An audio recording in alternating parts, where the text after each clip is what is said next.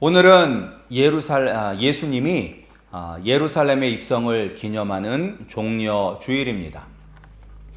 예수님은 하늘의 영광을 다 버리고 이 땅에 오신 마지막 목적을 완성하기 위해서 예루살렘으로 들어가셨습니다.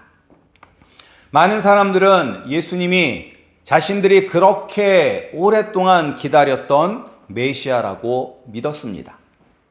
그 이유는 예수님께서 많은 기적들을 행하셨기 때문입니다. 떡 5개와 물고기 2마리로 남자만 5,000명을 먹이시고 12광줄이나 남게 하셨고, 또 그 다음에는 떡 7개와 물고기 2어마리로 남자만 4,000명을 먹이시고 7광줄이가 남는 기적을 보여주셨습니다.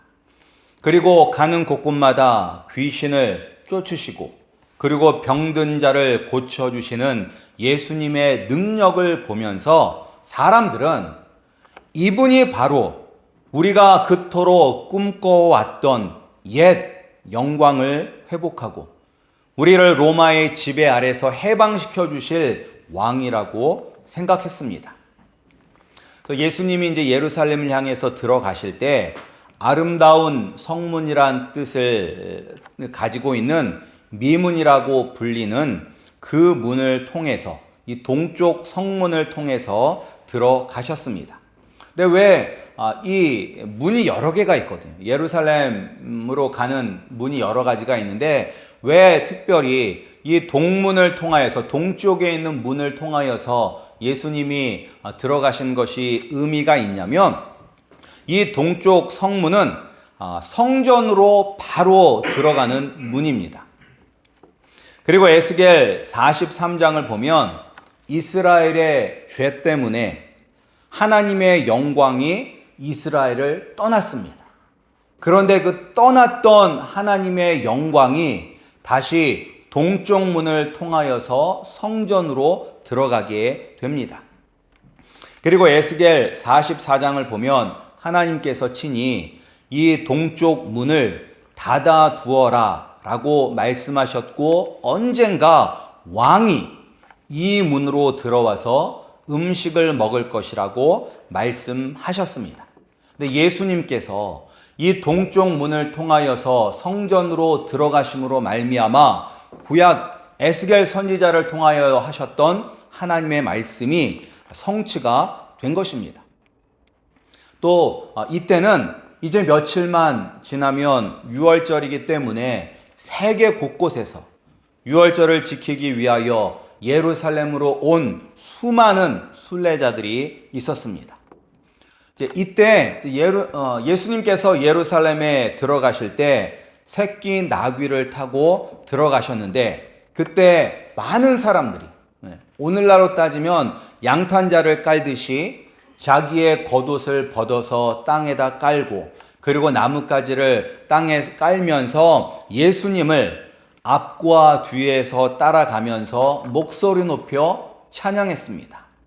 호산나 다윗의 자손이여 찬송하리로다. 주의 이름으로 오시는 이여 가장 높은 곳에서 찬양하라 외치면서 수많은 사람들이 예수님을 따라 향하였습니다.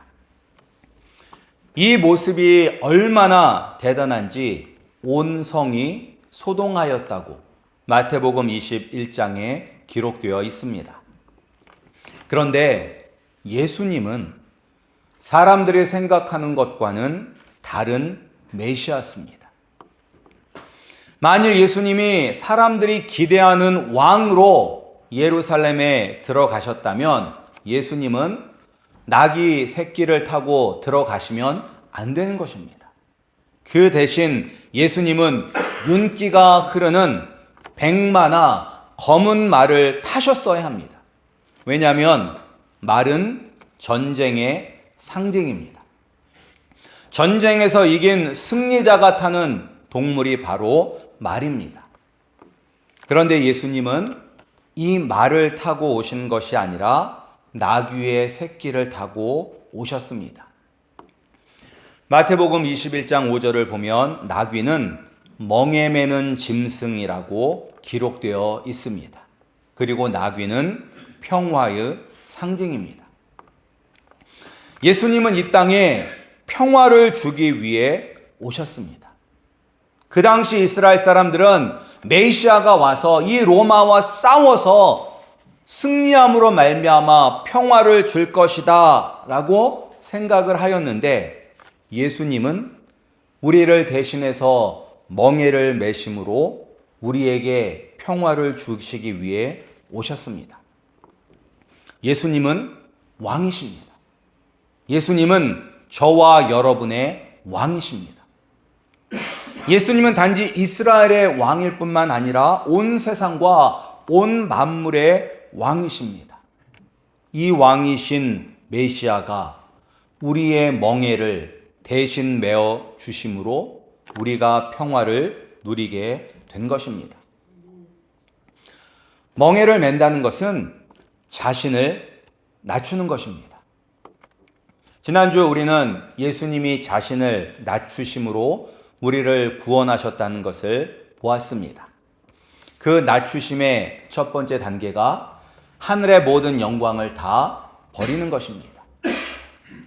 그리고 두 번째로 자기 자신을 낮추신 것은 우리와 똑같은 연약한 인간의 몸으로 이 땅에 오신 것이 바로 자기 자신을 낮추신 예수님의 모습입니다.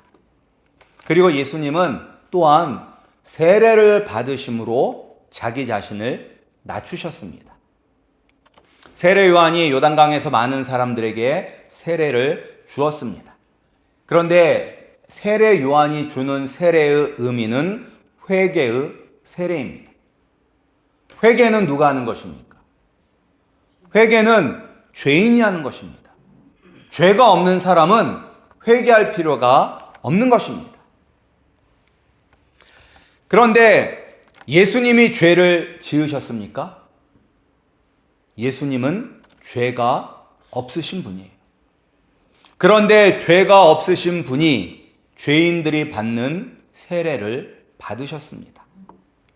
그것은 오늘 우리가 읽었던 본문 말씀, 오히려 자기를 비워 종의 형체를 가지사 사람들과 같이 되셨고, 모든 면에서 우리와 똑같이 되기 위해 죄 없는 분이시지만 죄인이 받는 세례를 받으신 것입니다. 그리고 예수님은 어디까지 자기를 낮추셨습니까? 오늘 말씀대로 자기를 낮추시고 죽기까지 복종하셨으니 곧 십자가에 죽으심이라. 예수 그리스도를 믿는 우리들은 어떻게 이 세상을 살아가야 합니까? 예수님을 믿으면서 내 마음과 내 뜻대로 살면 그것이 예수님을 믿는 것입니까? 우리 성도님들은 어떻게 살아가고 계십니까?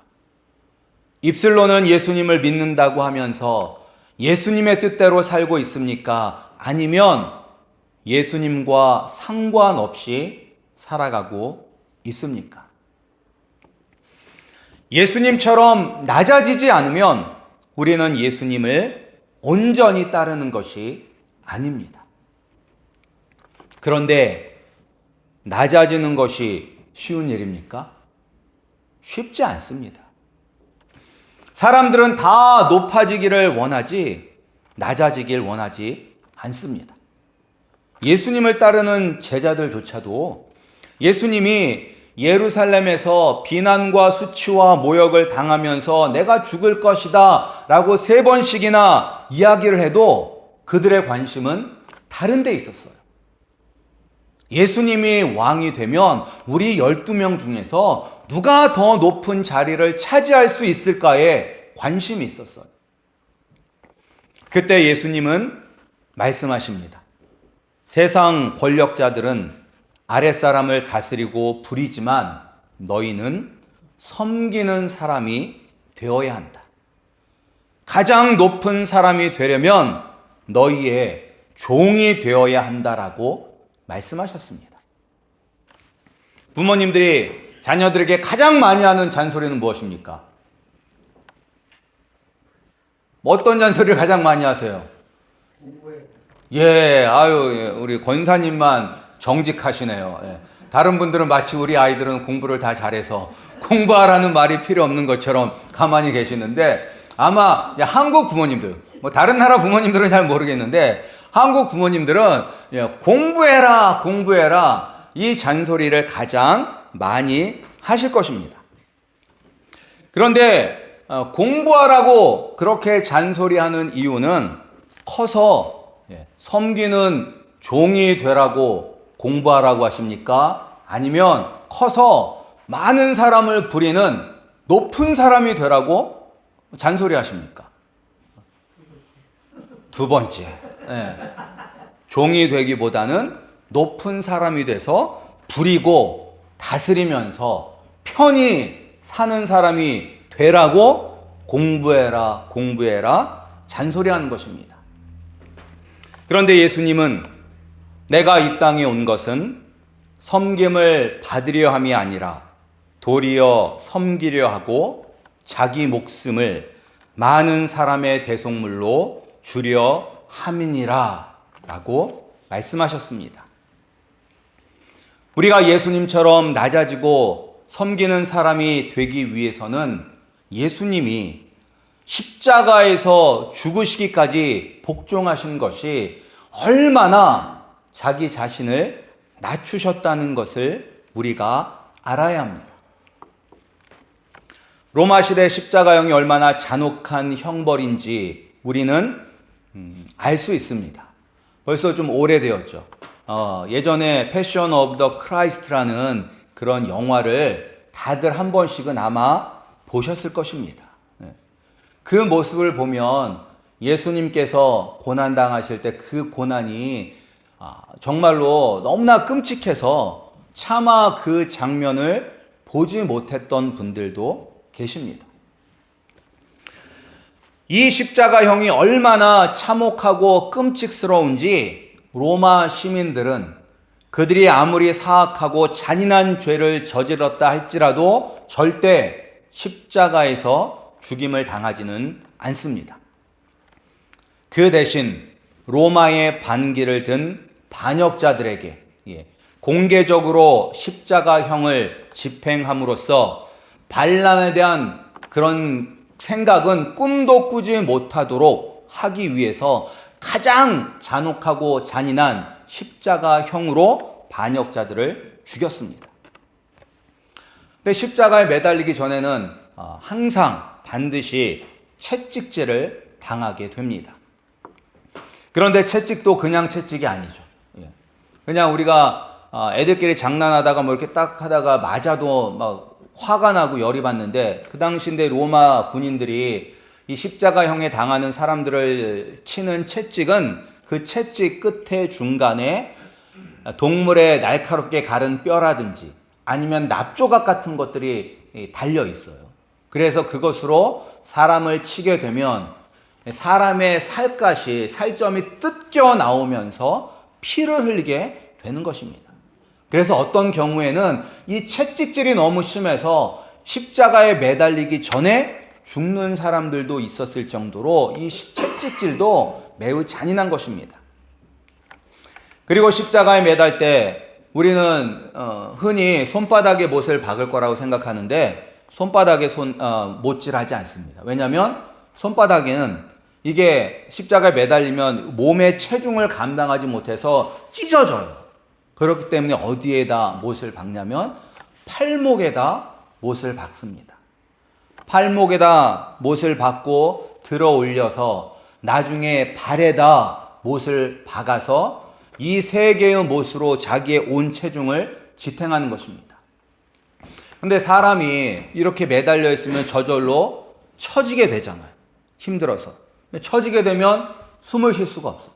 그럼 숨을 쉬기 위해서 안간힘을 향해서 이렇게 몸을 올려야 돼요. 그러면 그때 차라리 죽는 것이 더 나은 고통이 몰려오게 됩니다. 그런데 이 십자가형이 잔인한 것은 사람이 금방 죽지 않기 때문입니다. 어떤 경우에는 3, 4일 동안 십자가에 매달려서 죽게 되는 거예요. 그래서 예수님이 십자가에 매달리셔서 예수님은 일찍 돌아가셨어요. 그래서 이제 나머지 죄수들은 아직 죽지 않았기 때문에 다리를 쳐서 부러뜨려서 죽였고, 그런데 예수님은 이미 돌아가셨기 때문에 확인하기 위해서 옆구리에 창을 찔러서 물과 피를 쏟게 되는 것입니다. 예수님도 이 십자가에서의 죽음이 얼마나 끔찍하고 비참하고 고통스러운지 아셨기 때문에 죽기 전날 밤에 고민하고 슬퍼하셨습니다. 그리고 3번씩이나 땀방울이 핏방울이 되도록 기도하셨습니다.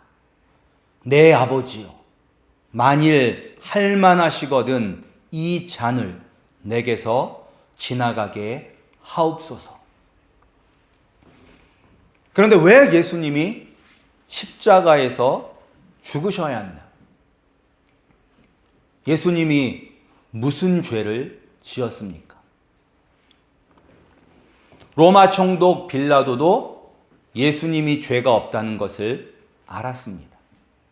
아무리 조사를 해도 예수님은 죄가 없으시고 거짓 모함을 당하고 있다는 것을 알았습니다.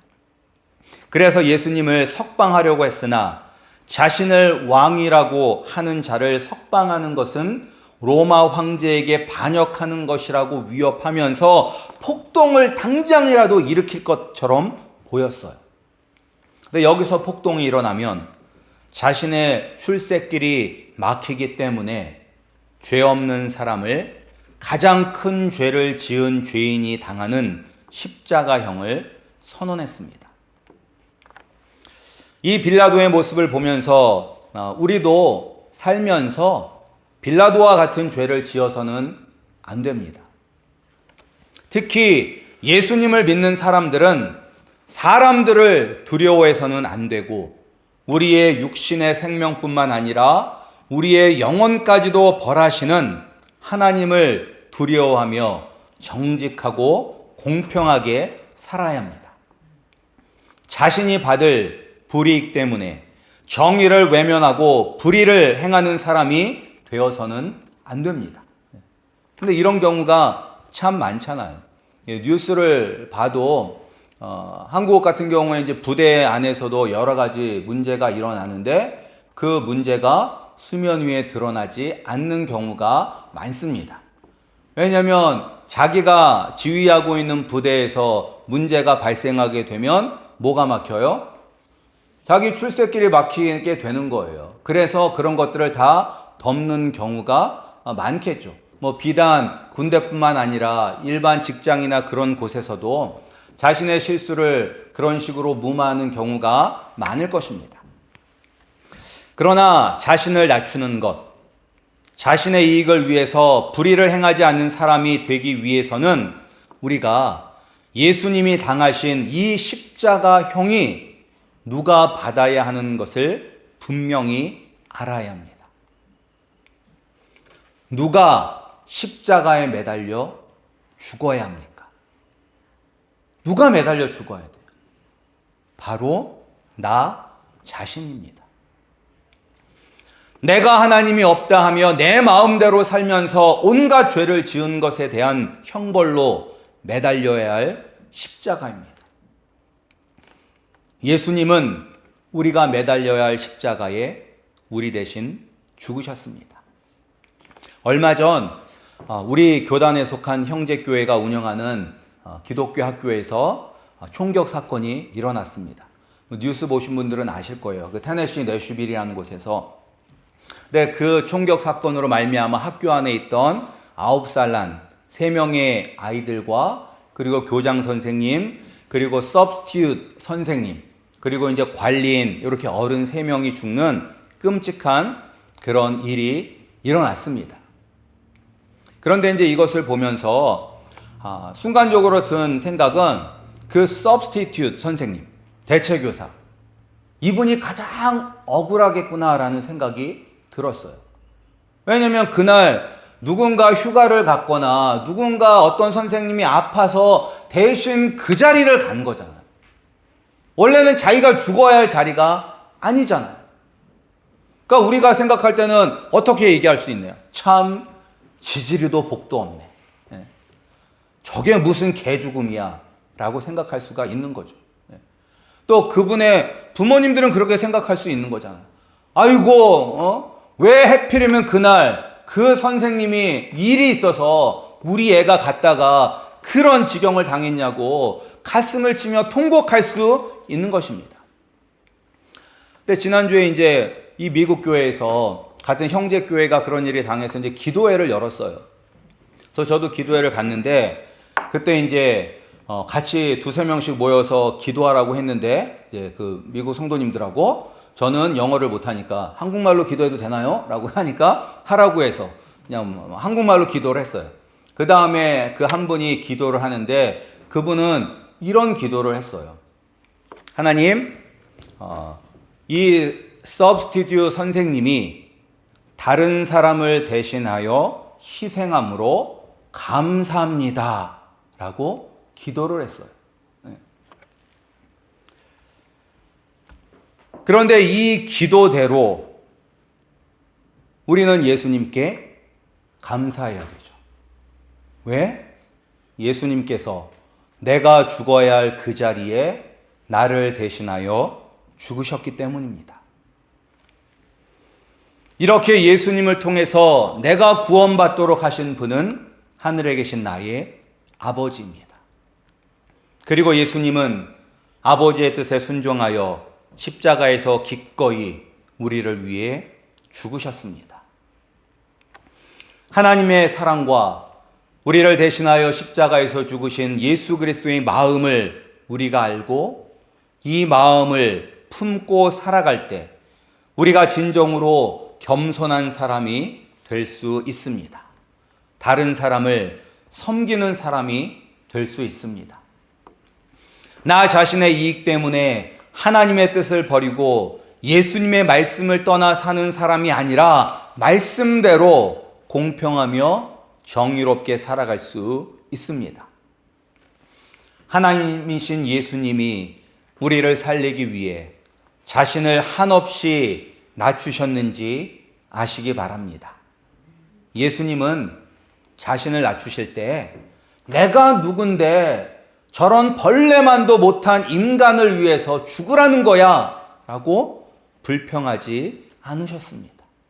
원망하지도 않으셨습니다. 기꺼이 우리를 위해 낮아지시고 죽기까지 아버지의 뜻에 순종하셨습니다.